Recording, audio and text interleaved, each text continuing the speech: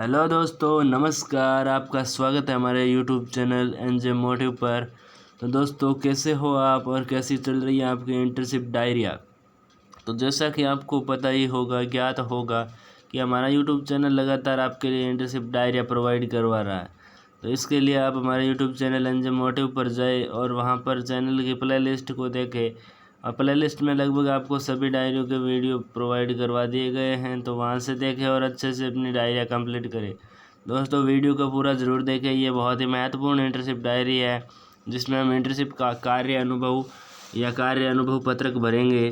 तो दोस्तों, एक बार अपने दोस्तों के साथ इस वीडियो को शेयर कर दीजिए और यूट्यूब चैनल एनजे मोटिव को सब्सक्राइब करके बेल आइकन को प्रेस कर दीजिए, ताकि आने वाले हर एक लेटेस्ट अपडेट का नोटिफिकेशन आपको मिल जाए। तो दोस्तों, इसके लिए आपके फाइनल लेसन की डेट भी आ चुकी है, जो कि 22 अक्टूबर से 30 अक्टूबर के बीच होना है। तो दोस्तों, बने रहे हमारे यूट्यूब चैनल एनजे मोटिव के साथ। दोस्तों, वीडियो को पूरा देखेंगे। ये इंटर्नशिप कार्य अनुभव कुछ इस प्रकार हमारी डायरी है। तो दोस्तों, जुड़ जाइए यूट्यूब चैनल एनजे मोटिव के साथ। इस वीडियो में हमारे 7 प्रपत्रों का उल्लेख किया जाएगा। दोस्तों, ध्यान रखें आप कि पहला प्रपत्र होगा विद्यालय अवलोकन से रिलेटेड, फिर कक्षा अवलोकन के बाद आपके हो जाएगा विद्यालय की दैनिक अवलोकन। इसमें आपको 2 या 3 प्रपत्र भरने होंगे, 2-2, 3-3 करीब। फिर विद्यार्थी समूह से बातचीत का एक प्रपत्र, संस्था प्रदान के क्रियाकलापों के अवलोकन का एक प्रपत्र, गांव और शहर की सामान्य जानकारी और विद्यालय एवं अन्य समुदायों से संबंध है उसका। तो इस प्रकार आपके लिए बहुत ही आसान होने वाला है। हमारे वीडियो के थ्रू आप बनाओगे तो इसमें 7 प्रपत्रों का ही उल्लेख कर पाएंगे दोस्तों। जैसा कि इसमें अन्य प्रपत्र भी इस प्रकार हैं, जो आपके लिए हम उपलब्ध करवाते रहेंगे समय समय पर। अभी 22 तारीख को लेसन प्लान आपके स्टार्ट होने वाले हैं, फाइनल लेसन वाले। तो इसमें जैसे प्रवेश पत्र के फॉर्म है, टीसी का है, छात्र प्रवेश पंजी का, अटेंडेंस है, टीचर्स अटेंडेंस है, टीचर्स दैनंदिनी है। इस प्रकार ये आपको सभी डॉक्यूमेंट्स भरकर हम बतवाएंगे कि कैसे भरते हैं। तो देखिए, विद्यालय अवलोकन रिपोर्ट में प्रपत्र 1 3 दिवसीय दौर में है। विद्यालय अवलोकन रिपोर्ट, तो यह विद्यालय का नाम, संस्था प्रधान का नाम और अवलोकनकर्ता का नाम इस प्रकार आप ऐड कर दोगे। फिर आप इसके बाद क्या करोगे दोस्तों, फिर इसके बाद आपको करना है कि आपके विद्यालय में कितने पद स्वीकृत हैं अध्यापकों के और कितने आरटीई मानदंड के अनुसार होने चाहिए। तो दोस्तों, यहाँ पर स्वीकृत लिख दोगे और यहाँ कार्यरत लिख दोगे। प्रधानाध्यापक आरटीई मानदंड के अनुसार, अध्यापक, सहायक कर्मचारी वगैरह लिख दोगे। फिर नेक्स्ट में है कि नामांकन कक्षावार कितना है, वर्गवार कितना है। तो नामांकन कक्षावार और वर्गवार दोनों तरीक़ों से ही हमको बताना है। तो फिर यहाँ पर कक्षावार करेंगे। कक्षा 1 है, कक्षा 2, कक्षा 3, कक्षा 4, कक्षा 5।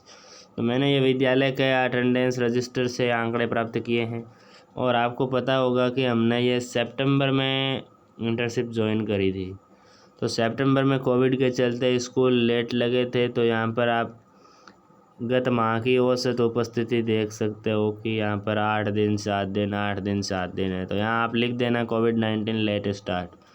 तो इसमें आपको अनुसूचित जाति जनजाति इसका मतलब है, और यहाँ अनुसूचित जनजाति है, यहाँ अन्य पिछड़ा वर्ग है, यहाँ सामान्य वर्ग है, यहाँ अल्पसंख्यक समुदाय, यहाँ विशेष रूप से पिछड़े वर्ग हैं, विशेष पिछड़ा वर्ग हैं। तो हमारे विद्यालय में केवल ओबीसी और जनरल कैटेगरी के स्टूडेंट ही अध्ययनरत हैं, स्टडीड हैं। तो यहाँ पर अदर अन्य पिछड़ा वर्ग और जनरल में हमने इस प्रकार बच्चों की अलग अलग संख्या बॉय गर्ल और टोटल कर दिया। यहाँ पर कई बच्चे इसका भी मीन्स नहीं समझ पा रहे होंगे, बॉय गर्ल और टोटल। तो यहाँ पर BG का मतलब बॉय गर्ल और T का मतलब टोटल है। तो यहाँ पर आप आसानी से ये आंकड़े जुटा कर लिख सकते हो। हमारा विद्यालय थोड़ा छोटा विद्यालय है, इसलिए यहाँ पर संख्या में कम है विद्यार्थी, तो आप देख पा रहे होंगे। फिर यहाँ पर है कि विद्यार्थियों की पृष्ठभूमि, अर्थात नामांकित विद्यार्थियों के अभिभावक या माता पिता क्या करते हैं, उनकी क्या स्थिति है। तो यहाँ पर भी हम देख सकते हैं कि उनके माता पिता कईयों के श्रमिक हैं, कईयों के व्यापारी हैं, कईयों के नौकरी पेशा या कुछ अन्य हो सकते हैं। तो यहाँ कक्षावार लिखना है, पहली कक्षा में कितने श्रमिक हैं, कितने व्यापारी हैं, कितना नौकरी पेशा है। तो दोस्तों ये आपके लिए बहुत ही आसान होने वाला है। आप विद्यालय के स्टूडेंट अटेंडेंस रजिस्टर से ये आंकड़े प्राप्त कर सकते हो। तो देखिएगा आगे क्या पूछा गया है कि गत सत्र में विद्यालय ड्रॉप आउट होने वाले विद्यार्थियों की संख्या कक्षावार बतानी है। तो हमारे विद्यालय से केवल और केवल कक्षा 5 से कुल 8 विद्यार्थी ड्रॉप आउट हुए। क्योंकि हमारा विद्यालय प्राइमरी लेवल का ही है तो यहाँ पर 8 विद्यार्थी जो कि ड्रॉप आउट हो गए हैं। वो क्यों हुए, कारण है कि उच्च शिक्षा के लिए, क्योंकि हमारा विद्यालय कक्षा 5 तक ही है। ड्रॉप आउट विद्यार्थियों को विद्यालय से पुनः जोड़ने का प्रयास नहीं किया गया है, क्योंकि दोस्तों जो हमारा विद्यालय है वहाँ पर आगे उच्च शिक्षा के लिए व्यवस्था नहीं है। तो आप देख पा रहे होंगे कि आगे 7वां पॉइंट है कि चाइल्ड ट्रैकिंग सर्वे के आधार पर अनामांकित बच्चों की संख्या कितनी है गांव में। तो अनामांकित बच्चों की संख्या है 4 यहाँ पर। और अगला प्रश्न बिंदु है कि विद्यालय वर्तमान सत्र में आयुवार प्रवेश पाने वाले बच्चों की कक्षावार संख्या कितनी है। तो टोटल 10 बच्चों की संख्या है। यहाँ पर आप कक्षावार और आयुवार उल्लेख कर सकते हो। फिर है कि विद्यालय भवन की वर्तमान में क्या कंडीशन है। तो इसमें आपको विद्यालय के कुछ विवरण देना है जिसमें आप आसानी से दे सकते हो, जिसमें कि कक्षा कक्ष किस प्रकार है, कि कक्षा कक्षों क्या उपलब्धता है कि नहीं है, स्थिति कैसी है, कंडीशन के बाद उसमें अपेक्षित कोई सुधार जो आवश्यक हो। तो हमने लिख दिया हाँ कक्षा कक्ष उपस्थित हैं, उपलब्ध हैं, स्थिति ठीक ठाक है लेकिन प्रयुक्त नहीं है। फिर देखा जाए तो बरामदा भी है, हाँ बहुत अच्छा है, अपेक्षित सुधार में कोई नहीं है, बात अच्छे हैं। फिर प्रधानाध्यापक कक्ष है। तो प्रधानाध्यापक कक्ष में क्या लिखेंगे दोस्तों, प्रधानाध्यापक कक्ष में लिख देंगे कि हाँ प्रधानाध्यापक कक्ष है, अच्छा है, कोई सुधार आवश्यक नहीं है। फिर 4 दीवारी में देख लो, 4 दीवारी में हाँ है, रंग रोगन की स्थिति ठीक है, कोई सुधार की आवश्यकता नहीं है। फिर खेल मैदान देख लो कि खेल मैदान हाँ उपलब्ध हैं, उचित स्थिति में है, मैदान की भूमि बढ़ाना इसमें अपेक्षित सुधार आवश्यक है। फिर अध्यापक कक्ष के लिए व्यवस्था नहीं है तो यहाँ पर आपको व्यवस्था की स्थिति में कुछ लिखना नहीं है, और सुधार क्या करेंगे जब है ही नहीं तो उसे नए सिरे से स्टार्ट करना होगा। फिर आंगनबाड़ी का है कि नहीं है, तो यहाँ पर हमारे आंगनबाड़ी नहीं है दोस्तों सॉरी, आंगनबाड़ी है, हमारे विद्यालय के साथ अटैच है, ठीक ठाक कंडीशन में है, और जागरूकता का अभाव है वहाँ। कंप्यूटर कक्ष के लिए दोस्तों अगर पूछा जाए तो हमारे विद्यालय में कंप्यूटर कक्ष नहीं है, और अपेक्षित सुधार में आप देख सकते हो कि नए सिरे से कंप्यूटर कक्ष निर्माण और कंप्यूटर की व्यवस्था करने की आवश्यकता है। फिर पुस्तकालय कक्ष में देखा जाए तो कि हमारे विद्यालय में पुस्तकालय कक्ष भी नहीं है, अलग से नहीं है, कक्षा कक्ष में ही है, स्थिति में देखें तो अलग से निर्माण की अपेक्षित है। फिर सभा कक्ष में देख लें तो सभा कक्ष भी नहीं है, कक्षा कक्ष में सभा कक्ष ठीक से बनाने की आवश्यकता है। फिर आवश्यकता अनुसार आप आवश्यकता है कि अलग से हो, इसलिए इसमें अपेक्षित सुधार इसी में लिख सकते हो आप। फिर हैं आप देख लीजिएगा दोस्तों बिंदु अनुसार, अगला बिंदु है विद्यालय में भौतिक संसाधनों की स्थिति। तो विद्यालय में भवन स्वयं का है, तो दोस्तों हाँ विद्यालय भवन स्वयं का है। फिर क्या विद्यालय भवन स्वयं का है, तो विद्यालय भवन नामांकित विद्यार्थी संख्याओं के अनुसार प्रयुक्त है। तो दोस्तों प्रयुक्त हमारे विद्यालय प्रयुक्त है तो हाँ हो जाएगा। फिर क्या विशेष रूप से सक्षम विद्यार्थी है, तो विद्यालय भवन में रैंप व रेलिंग सहित अन्य सुविधाएं उपलब्ध हैं। तो दोस्तों ये हमारे विद्यालय में नहीं है तो मैंने यहाँ नहीं कर दिया। अगर आपके विद्यालय में हो तो आप अच्छे से हाँ भर सकते हो। दोस्तों एक बार शेयर कर दीजिए, और अपने ऐसी प्रकार के वीडियो पाते रहने के लिए यूट्यूब चैनल एनजे मोटिव को सब्सक्राइब कर ले। फिर दोस्तों यहाँ पर हैं क्या विद्यालय भवन पूर्णतः हवादार हैं, तो दोस्तों हाँ विद्यालय भवन पूर्णतः हवादार हैं, हाँ हो जाएगा। फिर आगे देखिए कि अगला पॉइंट क्या है, शिक्षण को प्रभावी बनाने हेतु शिक्षकों के लिए सुविधाएं उपलब्ध हैं। तो हाँ शिक्षण को प्रभावी बनाने के लिए शिक्षकों के लिए सुविधाएं उपलब्ध हैं। अगला प्रश्न बिंदु देखिए कि विभिन्न कक्षों में बैठने की व्यवस्था एवं संसाधनों पर यथास्थिति प्रत्येक के वर्णन के साथ टिप्पणी करें। कि दरी पट्टी है, जाजम है, टेबल कुर्सी है, डेस्क है या फिर अन्य कुछ। तो दोस्तों हमारे विद्यालय में क्या है, हमारे विद्यालय में बैठने के लिए व्यवस्था उचित है। तो यहाँ पर आप देख सकते हो अच्छे से कि हाँ दरी पट्टी की व्यवस्था है। अगर आपके विद्यालय में एक टेबल कुर्सी की व्यवस्था हो तो वो भी आप स्पष्ट कर सकते हो। फिर 13वां पॉइंट देखिए कि विद्यालय में उपलब्ध अन्य फर्नीचर का वर्णन करना है। तो अध्यापकों हेतु यहाँ पर दोस्तों क्या है, टेबल और कुर्सी की भी व्यवस्था है। नेक्स्ट बिंदु है अपना कि क्या विद्यालय में बिजली की व्यवस्था भी है। तो यहाँ हो जाएगा हाँ हमारे विद्यालय में बिजली की भी व्यवस्था है। क्या विद्यालय में पेयजल की व्यवस्था है, तो इसका भी हो जाएगा हाँ दोस्तों, हाँ हो जाएगा इसका भी।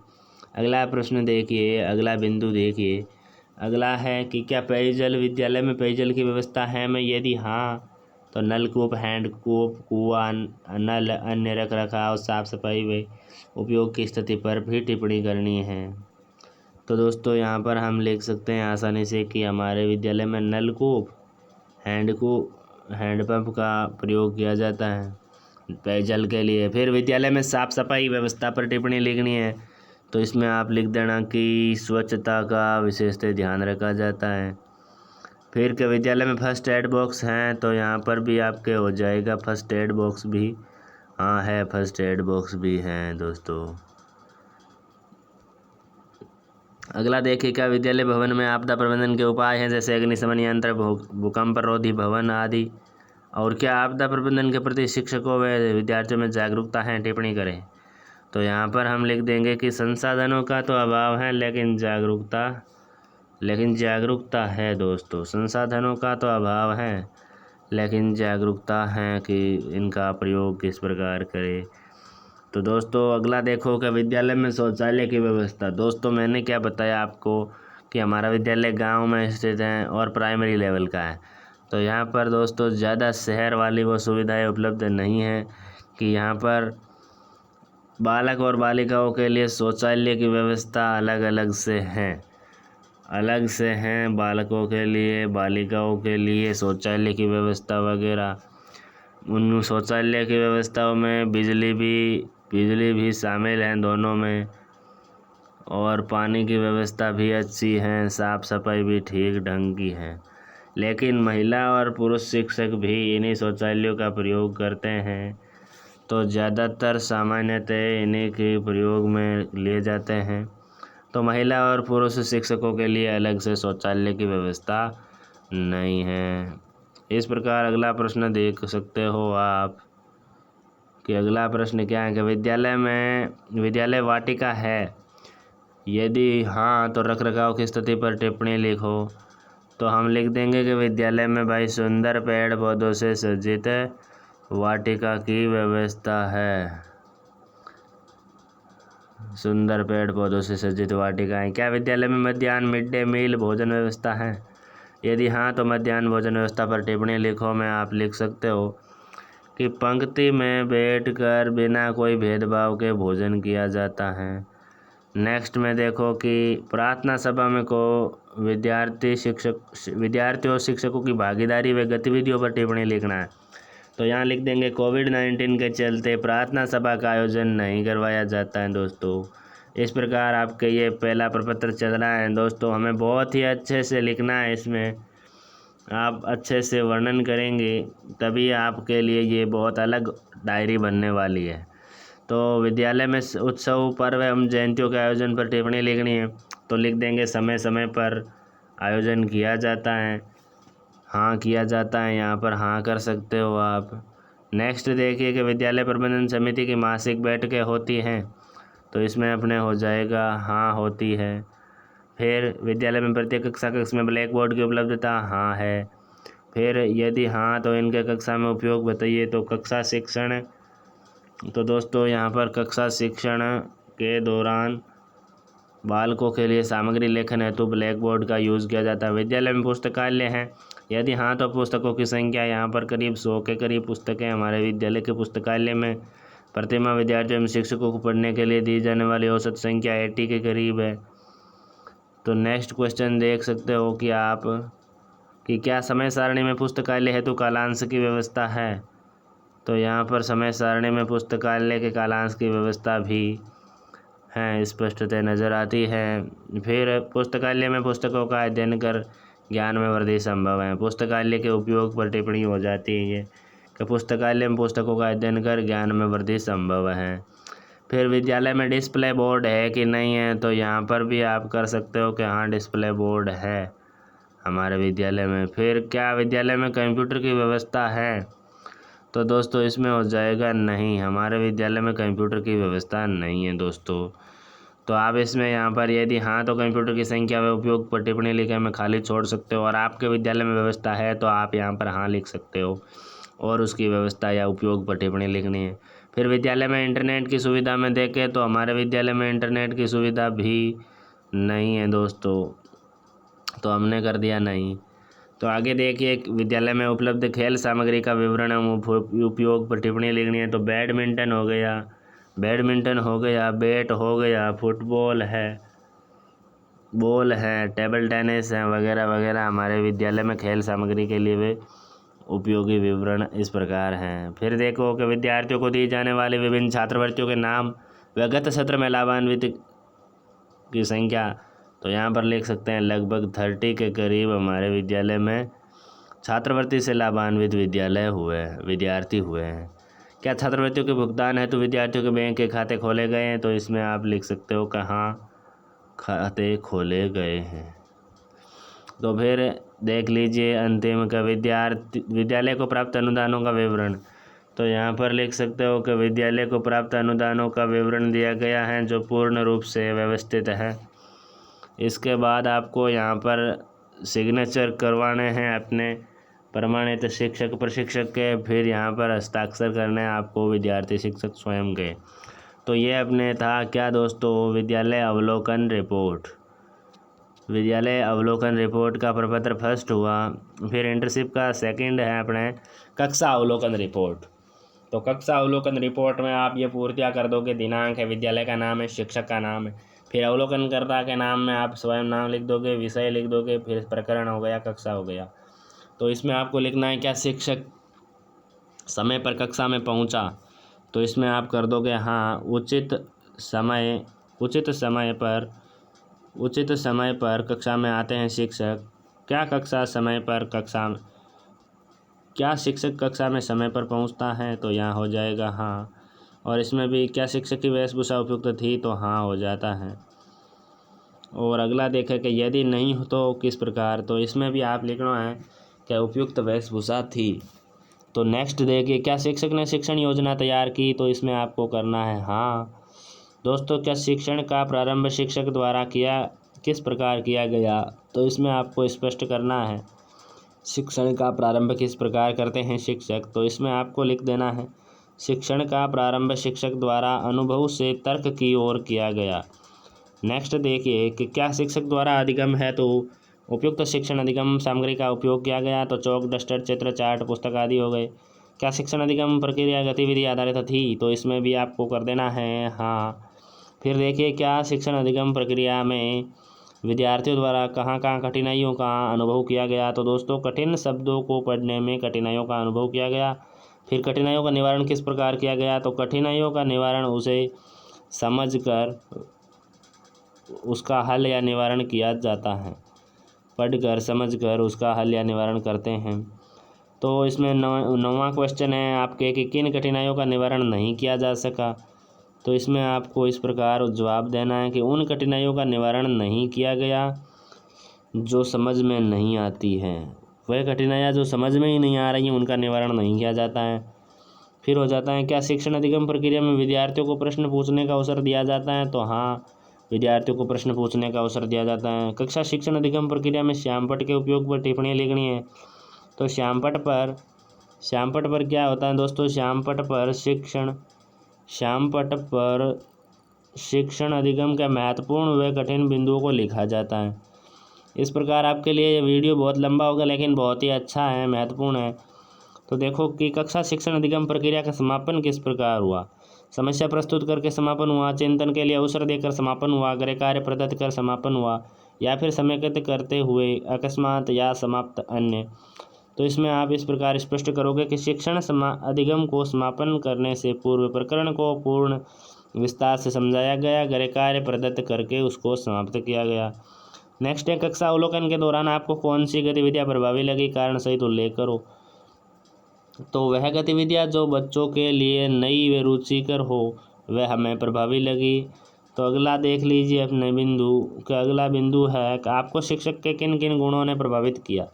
तो शिक्षक के पढ़ाने के तरीके अर्थात शिक्षण विधि वे समझाने के तरीके ने प्रभावित किया, क्योंकि वे दोनों ही प्रभावी थे, शिक्षण विधि हो या फिर पढ़ाने का तरीका। तो नेक्स्ट देखिए, शिक्षण अधिगम प्रक्रिया में बहुस्तरीय शिक्षण विधि को अपनाया गया। तो हाँ, बहुविधि शिक्षण विधि को अपनाया गया। तो क्या कक्षा शिक्षण में विशेष आवश्यकता वाले विद्यार्थी हैं। तो दोस्तों इसमें भी आप कर दोगे विशेष आवश्यकता वाले विद्यार्थी हैं, फिर लिख दोगे यदि हाँ तो उनके लिए शिक्षण हेतु क्या क्या विशेष प्रयास किए गए। तो शिक्षक द्वारा शिक्षण को भौतिक व प्रायोगिक विधि से समझाया गया। फिर कक्षा शिक्षण में विद्यार्थियों को स्थानीय परिवेश के अनुभवों को स्थान दिया गया नहीं दिया गया। तो यह सेव वाटर का प्रकरण है, तो यहाँ पर हम कह सकते हैं स्थानीयता को समाविष्ट किया गया। जल संरक्षण हेतु गाँव में बने तालाब के बारे में बताया गया। विज्ञान एवं गणित किट का उपयोग नहीं किया गया दोस्तों। इसी प्रकार आपको कक्षा अवलोकन रिपोर्ट के 3 प्रपत्र भरने हैं। तो ये अगला हमारे दीपावली पर है। इसमें भी शिक्षक समय पर कक्षा में पहुंचते हैं, शिक्षक की वेशभूषा उचित है। कक्षा शिक्षण का प्रारंभ हमारे समाज में त्योहारों को समझाते हुए किया गया। और इसमें आगे लिख देंगे कि हाँ, शिक्षण सहायक सामग्री का उपयोग हुआ, चौक, डस्टर, किताबें, त्योहारों के चार्ट वगैरह। फिर विद्यार्थियों द्वारा आदर्श वाचन नहीं किया जाता है। अनुकरण वाचन करवाकर आदर्श वाचन में आने वाली प्रत्येक कठिनाइयों का निवारण किया गया।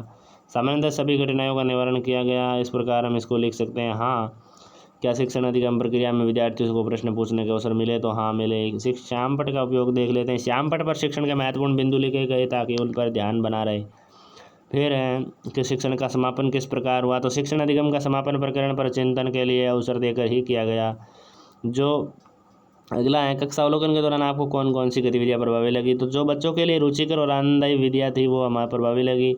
आपको शिक्षक के किन किन गुणों ने प्रभावित किया। तो उचित शिक्षण विधि का चयन है, उचित सहायक सामग्री का चयन है, ये हमने प्रभावित करने वाले कारक थे। फिर शिक्षण अधिगम प्रक्रिया में बहुस्तरीय शिक्षण विधिया को अपनाया गया। तो हाँ, क्या कक्षा में विशेष आवश्यकता वाले विद्यार्थी हैं। तो इसमें नहीं कर दिया हमने। यदि हाँ तो उनके लिए शिक्षण है तो क्या क्या विशेष प्रयास किए गए। सामान्य विधि व संसाधनों के साथ ही शिक्षण करवाया गया।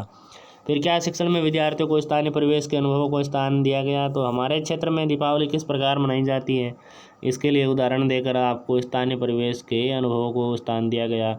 विज्ञान एवं गणित किट का उपयोग नहीं किया गया दोस्तों। और यह कक्षा अवलोकन का अपना तीसरा प्रपत्र है। तो दोस्तों ध्यान में रहे कि आपको बहुत ही अच्छे से ये कंप्लीट करना है। विद्यालय का नाम है, अवलोकनकर्ता का नाम है, शिक्षक का नाम है, क्लास है, पार्ट ऑफ बॉडी हमारा टॉपिक है अंग्रेजी का। तो इसमें भी आपको ज़्यादा कुछ खास नहीं करना है। यहाँ पर लिख देना आपको शरीर के अंगों के नाम वाला एक सचित्र चार्ट प्रदर्शित कर अंगों के नाम पूछकर शिक्षण का प्रारंभ किया गया दोस्तों। शिक्षण का प्रारंभ में आप अच्छे से स्पष्ट कर दोगे यहाँ से। फिर देखते हैं कि हाँ, शरीर के अंगों के नाम का एक सचित्र चार्ट व सामान्य सहायक सामग्री श्यामपट। यहाँ सहायक सामग्री में आपको एक चार्ट का उल्लेख कर देना है। फिर विद्यार्थियों की मातृभाषा मारवाड़ी हैं तो उनको अंग्रेजी भाषा के उच्चारण में कठिनाई आने लगी। तो इसके दौरान अनुकरण विधि द्वारा पहले शिक्षिका ने शुद्ध उच्चारण किया व बाद में विद्यार्थियों को अनुकरण वाचन करने को कहा। यह इस प्रकार इसका हो जाता है कठिनाई का निवारण। अगला बिंदु है कि किन कठिनाइयों का निवारण नहीं किया गया। तो दोस्तों इसमें लिख देंगे सामान्यतः सभी कठिनाइयों का निवारण कर लिया गया था। अगला देखते हैं कि क्या शिक्षण अधिगम में विद्यार्थियों को प्रश्न पूछने का अवसर मिला। तो हाँ मिला दोस्तों। क्या शिक्षण अधिगम प्रक्रिया में श्यामपट के उपयोग पर टिप्पणी लिखना है कक्षा शिक्षण में। तो हाँ, शिक्षण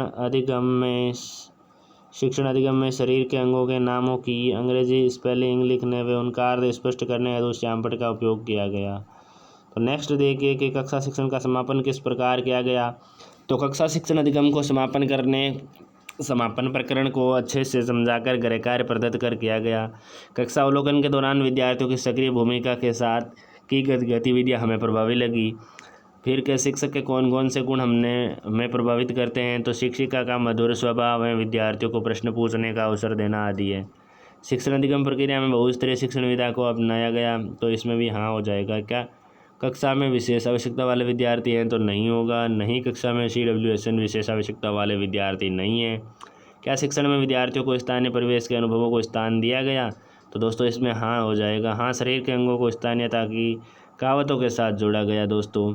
अगला है विद्यालय की दैनिक अवलोकन रिपोर्ट, इसमें हो जाएगा कि क्या विद्यालय का प्रारंभ निर्धारित समय पर हुआ, तो इसमें आप लिख दोगे नहीं, विद्यालय समय पर ही प्रारंभ हुआ, नहीं समय पर ही हुआ, इसमें हाँ कर देना है। फिर विद्यालय में प्रवेश करते समय विद्यार्थी प्रसन्नचित्त नज़र आ रहे थे, तो हाँ, कुछ बच्चे प्रसन्नचित्त नज़र नहीं आ रहे थे क्योंकि वो अंतर्मुखी थे। तो कुछ प्रार्थना सभा पर आयोजन पर लिखना है, तो कोविड-19 के दौरान प्रार्थना सभा का आयोजन नहीं किया जा रहा था। प्रार्थना सभा में कैसे शामिल होंगे जब आयोजन ही नहीं हो रहा है। क्या विद्यालय में सभी कक्षा में शिक्षण कार्य सुचारू रूप से हो रहा है, हाँ हो रहा है। अनुपस्थित शिक्षकों के स्थान पर शिक्षण हेतु क्या वैकल्पिक व्यवस्था है, तो इंटर्नशिप छात्राध्यापकों की व्यवस्था की गई। फिर कौन कौन से गतिविधि आयोजित की जाती हैं, पर्व, जयंतियाँ, खेल कूद प्रतियोगिता आदि हो जाते हैं इसमें।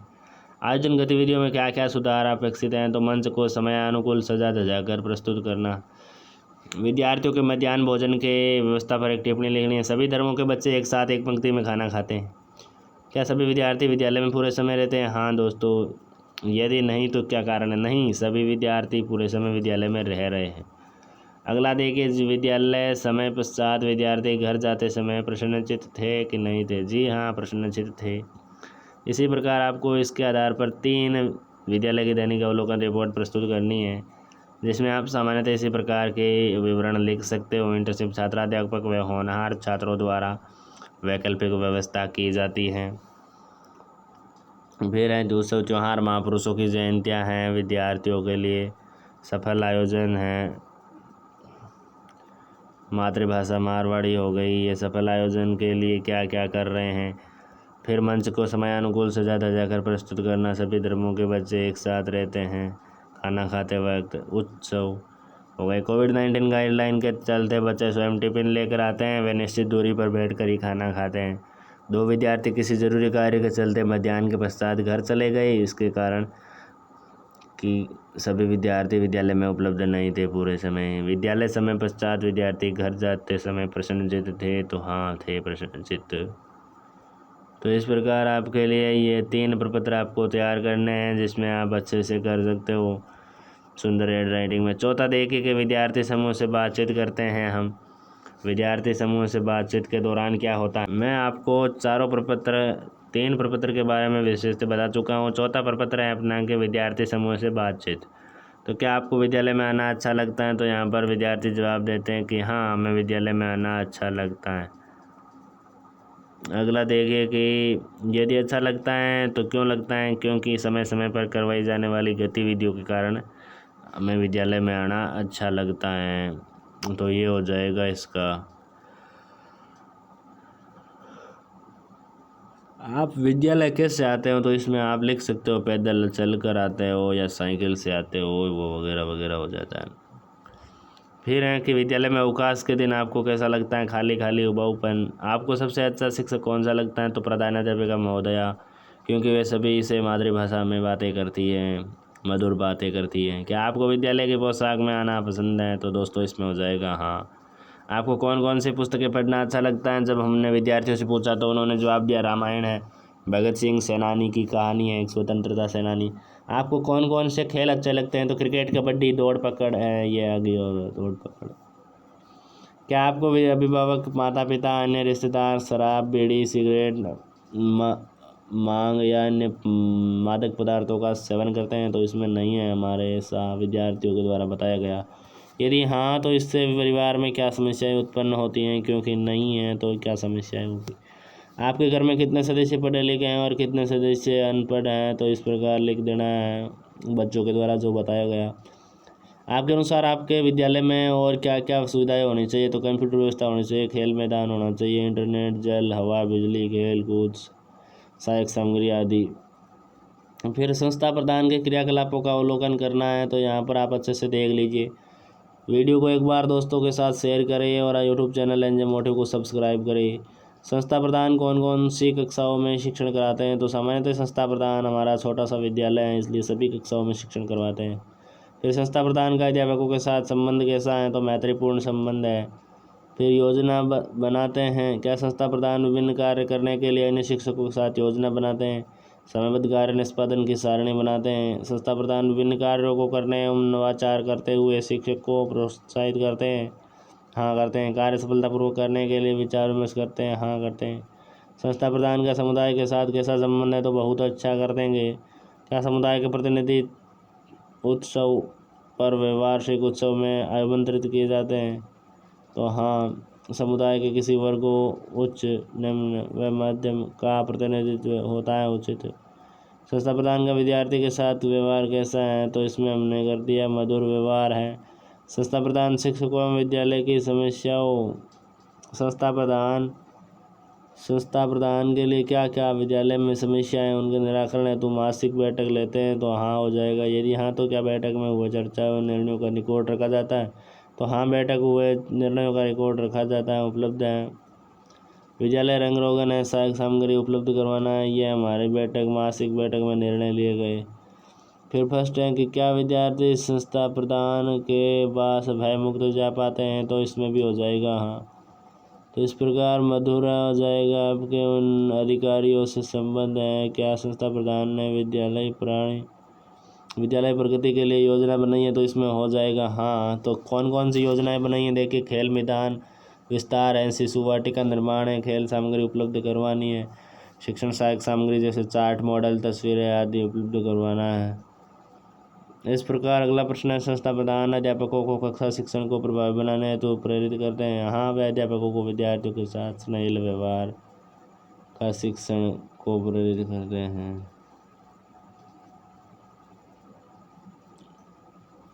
तो दोस्तों आगे देखिए, प्रेरित करते हैं। इसके बाद देखिए आप कि क्या होता है। संस्था प्रधान के नेतृत्वकर्ता के रूप में क्या भूमिका है, स्पष्ट करनी है। तो संस्था प्रधान की नेतृत्वकर्ता के रूप में भूमिका है कि खुद को विद्यार्थियों व शिक्षकों के सामने आदर्श के रूप में प्रस्तुत करना। क्या संस्था प्रधान विद्यार्थियों की अभ्यास पुस्तिका का समय समय अवलोकन करते हैं? हाँ हो जाएगा। दैनंदिन व शिक्षण प्रक्रिया का अवलोकन करते हैं? हाँ हो जाएगा। नोडल स्तर पर संस्था प्रधान के अन्य विद्यालयों के साथ संबंध एवं समन्वय पर टिप्पणी लिखनी है। तो नोडल स्तर पर संस्था प्रधान का अन्य विद्यालयों के संस्था प्रधानों व शिक्षकों के साथ संबंध सहयोगी व सौहार्दपूर्ण है। तो इस प्रकार हमारा ये वीडियो दोस्तों बहुत लंबा हो रहा है, इसको मैं शॉर्ट में करवाने का प्रयास करूँगा। अंतिम प्रपत्र नहीं है दोस्तों, ये 7वां प्रपत्र है, देख लीजिए। विद्यालय एवं समुदाय के साथ किस प्रकार संबंध है, तो आप यहाँ पर अपनी जो विद्यालय है वो किस समुदाय में है या किस एरिया में है लिख सकते हो। तो पिछली प्रबंधन समिति का गठन हुआ है नहीं हुआ है, नियमानुसार लिखना है। फिर उपस्थित अनुपस्थित सदस्यों की संख्या लिखनी है। फिर गत वर्ष बैठकों में लिए गए महत्वपूर्ण निर्णय, जैसे विद्यालय में पौधारोपण कर उसे हरा भरा बनाना। बैठक में लिए गए निर्णयों की क्रियान्विति का विवरण है। इस वर्ष काफ़ी अच्छे पौधे लगाए गए हैं। भवन विकास, पुस्तकालय, खेलकूद सामग्री, फर्नीचर आदि की व्यवस्था है। तो समुदाय से प्राप्त आर्थिक सहयोग में विवरण। भवन विकास व अन्य सहायक सामग्री विद्यालय में पर्याप्त मात्रा में हैं, लेकिन फिर भी समुदाय द्वारा उपलब्ध करवाने के लिए आर्थिक सहयोग दिया जाता है। विद्यालय में छात्रों के प्रवेश, उपस्थिति एवं नियमित अध्यापन सुनिश्चित करने हैं। तो समुदाय से प्राप्त सहयोग देखिए, समय समय पर समुदाय से सहयोग की मुहिम चलाई जाती है। क्या समुदाय के व्यक्ति विद्यालय में अपने बच्चों को भेजने के लिए उत्सुक हैं? यदि हाँ तो क्यों? हाँ, क्योंकि विद्यालय में शिक्षा की गुणवत्ता व अनुशासन का पाठ पढ़ाया जाता है। विद्यालय प्रांगण का स्थानीय सामाजिक एवं सांस्कृतिक कार्यक्रमों में उपयोग का विवरण देखिए। कई सामाजिक उत्सवों कार्यक्रमों जैसे संघ हेतु पैदल यात्रा, रुकने हेतु व्यवस्था। फिर साक्षरता, पर्यावरण, चेतना संबंधी कार्यक्रमों का विवरण एवं उनमें समुदाय की सहभागिता की जानकारी। तो समय समय पर विद्यालय में पेड़ पौधे लगाए जाते हैं, विद्यार्थी देखभाल करते हैं, वगैरह वगैरह हो जाएगा। अगले में देखिए, शैक्षिक गुणवत्ता स्थापित करने हैं। तो समुदाय के व्यक्तियों के समय समय पर विद्यालय में आने का विवरण एवं उनके सुझावों की जानकारी। समुदाय के व्यक्ति समय समय पर शैक्षिक गतिविधियों का अवलोकन कर आवश्यक सुधार है तो सुझाव प्रदान करते हैं। फिर अपना छठा देख लीजिए दोस्तों, ये बीच में एक छूट गया था कि गांव शहर की सामान्य जानकारी भरनी थी आपको। इसमें आपको अपने विद्यालय का नाम और अपना नाम लिखते हुए गांव मोहल्ले का नाम, तहसील पंचायत का नाम, जिले का नाम, गांव शहर की जनसंख्या के आंकड़े जुटा कर साक्षरता की स्थिति है, आवागमन का साधन है, रेलगाड़ी, बस, मिनी बस, तिपहिया वगैरह। तो मेरा छोटा सा गांव है तो वहाँ पर बस और दोपहिया वाहन की व्यवस्था है। फिर पेयजल की व्यवस्था कहाँ से है, तो पेयजल की व्यवस्था भी है। चिकित्सा व्यवस्था दोस्तों, तो यहाँ पर हो जाएगा कि चिकित्सा की प्राथमिक व्यवस्था ही है। चिकित्सा, बिजली, दूरसंचार की व्यवस्था बिल्कुल हाँ है। शौचालय की व्यवस्था दोस्तों प्रत्येक घरों में है, ग्रामीण होने के बावजूद भी घरों में भी है। रोजगार की स्थिति अधिकांश व्यक्ति कृषि पर निर्भर हैं। फिर 3 किलोमीटर परिक्षेत्र में स्थित विद्यालयों की संख्या तो एक प्राथमिक है, एक माध्यमिक। गांव शहर में संचालित स्वयं सहायता समूह हैं, तो हाँ है, स्वयं सहायता समूह है, उनके कार्य तो उचित कार्य किए जा रहे हैं। यहाँ पर सरपंच, नगर पालिका, नगर परिषद, निगम अध्यक्ष का नाम लिख सकते हैं। फिर गांव मोहल्ला में बैंक है, पोस्ट ऑफिस है, अपना बाजार, एटीएम, फोटोग्राफी, सहकारी समिति, पुस्तकालय आदि की व्यवस्था हो तो हमारा इलाका ग्रामीण है, तो वहाँ पर इस प्रकार की कोई व्यवस्था नहीं है। गांव में धार्मिक व सामाजिक सांस्कृतिक उत्सवों का आयोजन होता है, हाँ आयोजन होता रहता है समय समय पर। उच्च अध्ययन हेतु आवश्यक सुविधाएं नहीं हैं, तो वहाँ पर अपने को बाहर के गाँवों में या बाहर के शहरों में जाना पड़ता है।